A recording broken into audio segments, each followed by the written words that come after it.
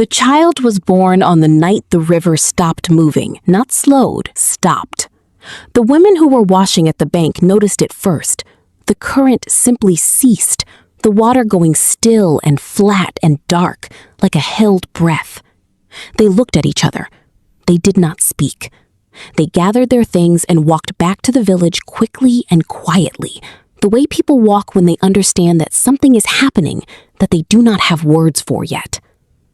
Inside the birthing hut, the child arrived without a sound. No cry, no gasp, nothing. Just the sudden presence of a new person in the world, as quiet and complete as a stone settling to the bottom of still water. The midwife, Mama Chioma, had attended 300 births in 40 years. She had seen everything a birth could offer, joy and grief and complication and surprise. She had never seen this. She lifted the child and looked at her face and felt something she would spend the rest of her life trying to describe and never quite succeed at. It was not fear exactly. It was the feeling you get when you stand at the edge of something very deep and understand that the depth is real. The child's eyes opened.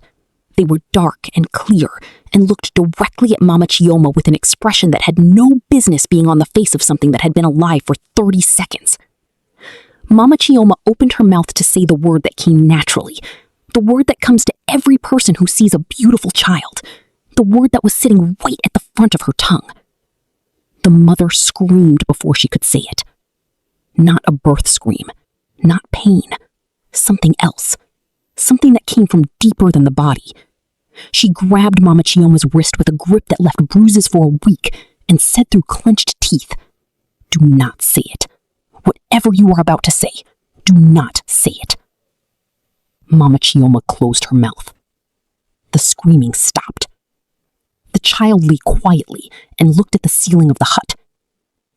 Her name was Neka, and from the first night of her life, the village of Umweze learned that there were things about her that required a particular kind of silence. Now, I need you to understand something before we go any further. Her mother, Ifioma, was not a woman who frightened easily. She had buried a husband and a mother in the same year. She had raised 2 children alone on a farm that the rains ignored more often than not. She was the kind of woman who walked through difficulty the way water walks through rock. Not dramatically, not in a rush, just steadily and without stopping. When Ifioma told the village not to call her daughter beautiful, she was not being superstitious. She was not being dramatic. She had felt something in the moment of Nika's birth that she had no language for, but that she understood completely in her body, the way you understand heat before you understand the word for fire. She knew what had come into the world with her daughter. She just did not know its name yet. Nneka grew. The problem with trying to hide beauty is that beauty does not cooperate. It does not understand the instruction. It simply continues being what it is, regardless of whether anyone has permission to notice. By the time Nneka was 7, her face was the kind of face that made strangers stop mid-sentence, not because it was decorated or elaborate, but because it had a quality of balance that the human eye recognized as significant before the brain had time to process why. Her features were arranged with a precision that seemed intentional. Her skin held light differently than other skin. Her eyes, when she looked at you, made you feel briefly that you had been seen more completely than you were comfortable with. People in Umweze learned to look away quickly. The children learned it first, the way children always learn the important rules, by watching adults and understanding that this one carried consequences. Do not call Nneka beautiful. Do not say anything that sounds like it. Do not let the word form even in your expression if you can help it, because her mother would know. Somehow, Ifioma always knew. And when she knew, she would go down. Not faint, not stumble, go down, as if the earth itself had pulled her. Her body would seize. Her eyes would roll back. She would be gone somewhere terrible for a few minutes, and then return shaking, and spent, and years older than she had been before. This happened 7 times in Anneka's first 3 years. After the 7th time, the village stopped needing to be reminded. When Neka was 9, she asked her mother the question she had been carrying since she was old enough to understand what a question was. She asked it on a morning when Ifoma was braiding her hair. The two of them were alone in the compound. The sun was coming through the palm fronds at the angle that made everything look like it was made of gold. "Mama," Neka said, "what am I?" Ifoma's hands stopped in her daughter's hair. "What do you mean?" she said. Her voice was careful, the voice of someone who has rehearsed a conversation that has arrived too early. "I mean," Neka said, "why does it hurt you when people see me?" Ifoma was quiet for a long time. Her hands started moving again in her daughter's hair, slower now. "Some children," she said finally, "come into the world carrying things that were put there before they were born, things that belong to the village or to the spirits or to some agreement that was made a long time ago. They did not choose it. It was simply placed inside them." Neka thought about this. "And you?" she said. "What was placed inside you?" Ifoma pressed her lips together. She looked at the gold light coming through the palms. "The price," she said. "Stop with me here for a moment, because I want to ask you something directly. Have you ever loved someone and felt that the loving itself was costing you something? Not the fighting or the difficulty of it, but the loving itself, the simple act of caring deeply. Have you ever felt that the more you loved someone, the more of yourself you left somewhere you could not find again? Because that is what Ifoma was living. And that is what Neka was beginning to understand. And if you have felt that, stay with this story, because what happens next is for you." The elder who finally explained it was a woman named Lolo Ajora. She was 91 years old and she had not spoken in public for 12 years by choice, and when she chose to speak again, it was because someone needed to hear the truth before the truth became irreversible. She called Nneka to her hut on the evening of Nneka's 12th birthday. She was the only person in Yumyus who looked directly at Nneka without looking away, and Nneka noticed this immediately and felt something she had never felt before in the presence of another person. She felt ordinary. It was the most extraordinary feeling she had ever had. Lolo Ajora told her what the village had been told and had forgotten and been told again and had forgotten again, the way villages always forget the things that are inconvenient to remember. Long ago, she said, when Yumyus was young and struggling and the harvests were failing and the river was low, the elders made a prayer, not to the Christian God and not to the ancestors exactly, but to something older than either, something that existed before any of them had names for it. They prayed for the village to be remembered. They prayed to matter, to be seen by the forces that decided which villages survived and which ones faded. The response, Lolo Agiora said, was not what they expected. What came back was not prosperity or rain or good harvests. What came back was a promise. Once in every generation, Yumyus would produce a child of such extraordinary beauty that fate would have to pay attention. The beauty would draw things toward the village. Opportunity, recognition, the gaze of the significant, but beauty is a form of power and power is never free. The cost would be paid by the one who loved the child most. Every time someone witnessed the beauty and named it, every time someone said the word, the price would be collected from the nearest heart. Nneka sat very still through all of this. When Lolo Ajora finished, Nneka asked only one question. Can it be undone? Lolo Ajora looked at her for a long time. Everything can be undone, she said, but the undoing always costs more than the doing. Nneka left Yumyus 3 weeks after her 12th birthday. She told her mother the night before.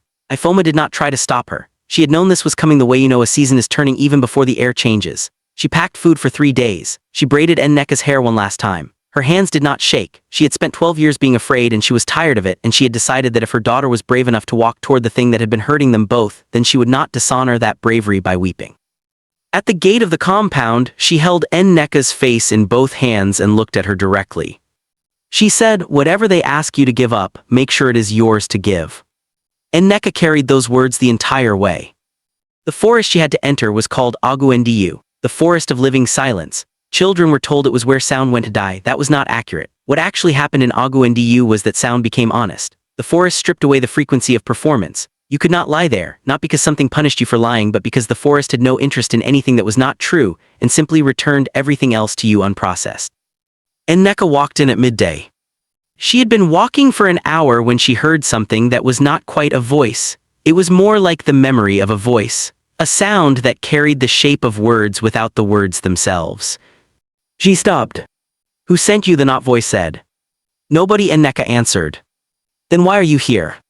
"Because something was put inside me before I was born," Nneka said, "and it is hurting the person I love most, and I want to understand it before I decide what to do with it." Silence, then something shifted in the air. "Understanding is different from undoing," the not voice said. "I know," Nneka said, "I want the understanding first." A path appeared, not dramatically, it was simply there in a way it had not been a moment before, a narrow line of lighter earth between the trees. Nneka followed it. At the end of the path was a clearing, and in the clearing was a pool of water so still it looked like a piece of sky that had fallen and decided to stay. Kneeling beside it was a woman. Not old, not young, ageless in the specific way of things that measure time differently than people do. Her clothing was made of something that moved like water and looked like smoke. Her eyes, when she looked up at Nneka, were the color of deep river water just before it goes dark. "Sit down," the woman said. Nneka sat. The woman's name, she explained, was not something a human mouth could say correctly. She had been present at the making of the agreement. She had not initiated it, the elders had come to her, or to something she was part of, and they had asked for visibility, and she had given them what visibility required. "Visibility," she said, "is never simple. To be seen you must offer something to be seen with. The village offered a daughter. They did not know they were doing it, but they were. Every generation Yumyus produced a daughter who carried concentrated beauty not as decoration but as a signal, a lighthouse, something the forces that organize things could use to find the village. And every time someone praised that beauty," she continued, "the signal was activated. The lighthouse flashed. And the power that flashed through it had to ground somewhere the way lightning grounds in whatever is nearest. It grounded in love, because love is the deepest conductor." Nneka listened to all of this, and then she said, "My mother did not agree to be a conductor." "No," the woman said, "she agreed to love you. Those turned out to be the same thing." "Can the agreement be renegotiated?" Nneka asked. The woman looked at her with an expression that was not quite surprise and not quite respect, but something between the two. "You are 12 years old," she said. "I know what I am," Nneka said. The woman was quiet for a moment. Then she said, "Yes, but the renegotiation requires a sacrifice that must be freely chosen. The beauty cannot be destroyed, it can only be redirected. Instead of drawing admiration, it can be converted to something else, something less visible, less powerful in the ordinary sense but more durable." "What?" Nneka said. The woman looked at the still pool. "Understanding," she said, "anyone who looks at you afterward will not feel compelled to praise you, they will feel compelled to think honestly about themselves. It is less comfortable than beauty. Most people will avoid you, some will resent you, the ones who do not will be the ones worth knowing." "And my mother," Nneka said. "Will feel nothing," the woman said, "no pain, no cost, the connection will remain but the conductivity will cease." Nneka looked at the pool for a long time. Then she said, "What do I have to give?" The woman stood. 12 years. She said, "From this moment forward you will have no memory of being beautiful, you will not know it in your body, you will not feel it in the way people respond to you. The knowing will be gone. The beauty will remain, but you will carry it the way a person carries a gift they cannot see or open or understand. It will work through you but not for you." Nneka thought about this. She thought about her mother's hands braiding her hair in the gold morning light. She thought about make sure it is yours to give. The beauty was hers, the knowing of it was hers, she could give it. "Yes," she said. The pool rippled. When Nneka walked out of Aguendiu, the sun was lower than she expected. She had been inside for longer than it felt. The forest returned sound to her gradually as she walked, first the birds, then the wind, then the particular creak of her own footsteps on familiar earth. She walked back to Yumu's. She walked through the gate. Her mother was sitting outside the compound the way she had been sitting for 12 years, waiting but not performing waiting, just present in the particular way of people who have decided that waiting is not wasted time. Ifoma looked up. Her face did something Nneka had never seen it do before. It went completely calm, not relieved exactly, not joyful, just settled, like a thing that had been slightly wrong for 12 years and had finally found its correct position. She opened her arms. Nneka walked into them. Neither of them said anything for a long time. Then Ifoma said quietly, "Are you different?" Nneka thought about how to answer this. "I gave something away," she said, "but I kept myself." Ifoma pulled back and looked at her daughter's face. Whatever she had expected to see was not what was there. What was there was simply Nneka, her daughter, present and entire and belonging to herself. "Good," Ifoma said, "that is the right order." The village noticed the change slowly.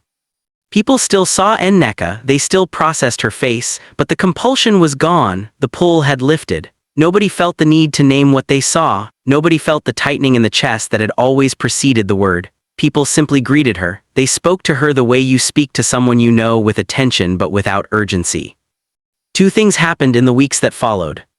First, Ifoma did not scream, not once, not when the market women talked too loudly about Nneka nearby, not when the visiting pastor commented on her graceful bearing, not when the old men watched her pass with their old men's appreciative eyes. Nothing. The conductivity was gone, the lightning had nowhere to ground. Second, the people who looked at Nneka directly, not quickly and away but fully and honestly, found themselves having thoughts they had not planned to have. Not about her, about themselves, about things they had been avoiding, promises they had softened in their own memory, small dishonesties they had made comfortable through repetition. It was not pleasant. Several people found reasons to avoid the path she walked most often. But one person did not avoid her. His name was Topshikwu. He was 15 years old and he was not in the habit of avoiding things that made him uncomfortable because he had learned early that discomfort was usually information and information was useful. He looked at Nneka directly one afternoon at the market. He felt the honest thought arrive in his chest. It was about his father, about something that had happened 2 years ago that he had been calling an accident in his memory because accident was more comfortable than what it actually was. He stood with this thought for a moment. Then he went home and had the conversation with his father he had been not having for 2 years. He came back to the market the next day and found Nneka at her mother's stall and said simply, "Whatever you did, it works." Nneka looked at him. "It is not me," she said, "it was always in you." He thought about that for a long time. He came back the day after, and the day after that. They talked about small things the way people talk when they are actually talking about large things, the forest, the river, the way the light changed over the compound in the early morning, the things their parents had given them that they had not asked for and the things their parents had given them that they had not known they needed. Nneka had spent her whole life being looked at. She had never felt looked at the way Tobshikwu looked at her, without needing anything from what he saw, without wanting to possess or name or claim. It was the most ordinary feeling she had ever had. It was also the best.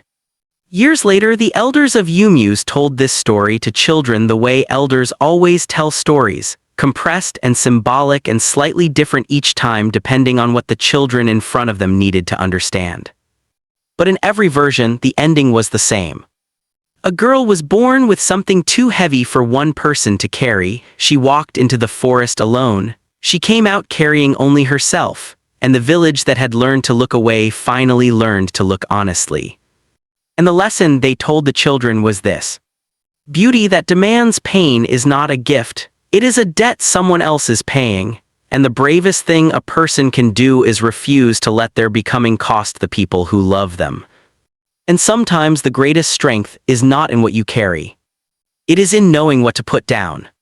If this story found something in you today, I want you to do one thing: share it with someone who needs to hear that last line. You already know who that person is. Drop a comment and tell me at what moment in this story did something shift for you. Was it the mother's hands, the forest, what Nneka said to Tobshaku, or the last line about what to put down? I read every single one. If you are new here, welcome to Afrotale Vault. We tell African stories every single day this month, stories about beauty and cost and dignity and what people choose when choosing is hard. Subscribe and turn on notifications. New story tomorrow. You will not want to find out about it late.